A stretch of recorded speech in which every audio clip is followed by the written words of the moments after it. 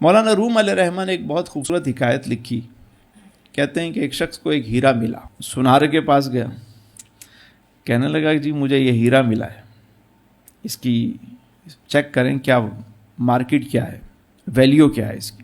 اس نے کسوٹی پہ اس کو چیک کیا. وہ کہنے لگا بھائی یہ تو اتنا انمول ہیرا ہے کہ اگر پورا بازار بھی تمہیں دے دیا جائے جب بھی اس کی قیمت ادا نہیں ہو سکتی, بڑا نایاب ہے. تم ایک کام کرو, بادشاہ وقت کے پاس چلے جاؤ, ہو سکتا ہے وہ تمہیں اس کی صحیح قیمت دے دیں. وہ بادشاہ کے پاس پہنچا.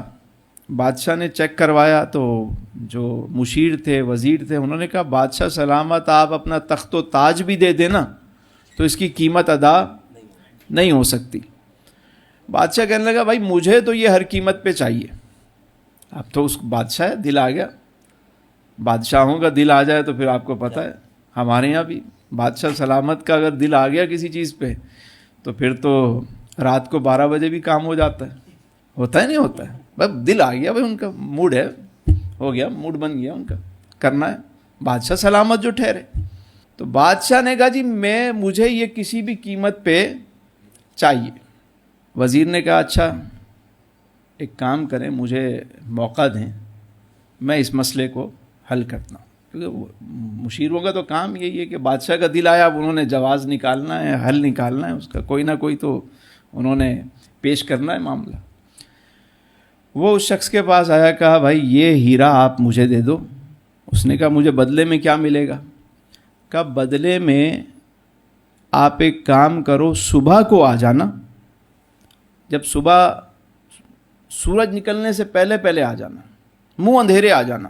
کہنے لگے کہ محل کے سارے دروازے تمہارے لیے کھلے ہوئے ہوں گے اور صبح سے لے کر غروب آفتاب تک تم جو اس محل سے لے جانا چاہو لے جاؤ, تمہیں کوئی نہیں روکے گا. یہ قیمت ہے اس ہیرے کی, ہیرا ہمیں دے دو, یہ ڈیل کر لیتے ہیں.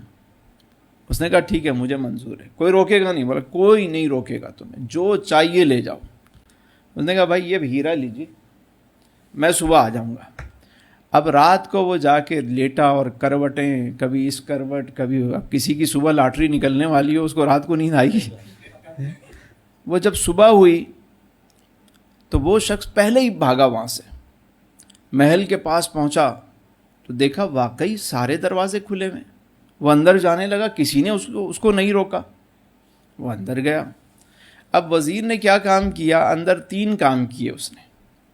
پہلے اس نے کیا کیا کہ اندر جا کر جیسے ہی انٹر ہوئے, ایک سامنے جو ہال آیا اس میں اس نے بہترین قسم کے کپڑے ٹانگ دی, بہترین قسم کے کپڑے ٹنگے ہوئے. یہ شخص جیسے ہی داخل ہوا, اس نے کہا یار ابھی تو صبح کا وقت ہے, ابھی تو بہت ٹائم پڑا ہوا ہے, ایک کام کریں پہلے ذرا کپڑے تو پہنے. اب اس نے پوشاک ایک پہنی, دوسری اتاری تھی. جو سامنے شیشہ لگا ہوا تھا, قداور شیشہ, اس میں دیکھتا, کہنے میاں شہزادے معلوم ہوتے ہیں, خاندانی نواب لگ رہے ہیں بھائی. نہیں یہ اچھا نہیں ہے, یہ والا اچھا. دوسرا تیسرا, ایک اس کو بڑا پسند آیا. کئی گھنٹوں کے بعد اسے ایک لباس پسند آ گیا. اس نے کہا یہ پرفیکٹ ہے, اب بالکل ٹھیک ہے. آگے گئے تو جب آگے گئے تو وزیر نے کیا کیا, انواع و اقسام کے جو ہے وہ کھانے چنوا دیے اس نے. بہترین شیرمال, کوفتے, بریانی, ساری چیزیں جو ہے وہ لگوا دی. اب ایک بات بتائیں, ایک بندہ رات بھر کا بھوکا ہو اور سویا ہوا بھی نہ ہو اور اتنے سارے کھانے لگے ہوئے ہوں تو ہوگا کیا؟ وہ تو ٹوٹ پڑا اس پہ. کبھی یہ کھا رہا ہے, کبھی وہ کھا رہا ہے, کبھی وہ کھا رہا ہے. کبھی اس نے ایسے شاہی کھانے کھائے نہیں تھے, بلکہ دیکھے نہیں تھے اس نے. اب مختلف کھانے کھا رہا ہے وہ. کھا پی کے جب وہ سیر ہوا تو اب اس نے پیٹ پہ ہاتھ پھیرا, اس نے دیکھا اب گنجائش نہیں ہے, اب مزید آگے چلتے ہیں. جب آگے والے ہال میں گیا تو ایک اور منظر دیکھ کے حیران ہو گیا کہ اس نے دیکھا بہترین شاہی جو ہے وہ بیڈ لگا ہوا ہے اور خدام اور کنیزیں پنکھا لے کر وہ سب کھڑے ہوئے ہیں کہ آئیے بادشاہ سلامت, آئیے تشریف رکھیے, لیٹیے.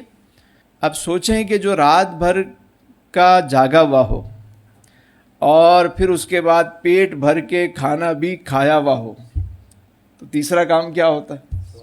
سونا ہے۔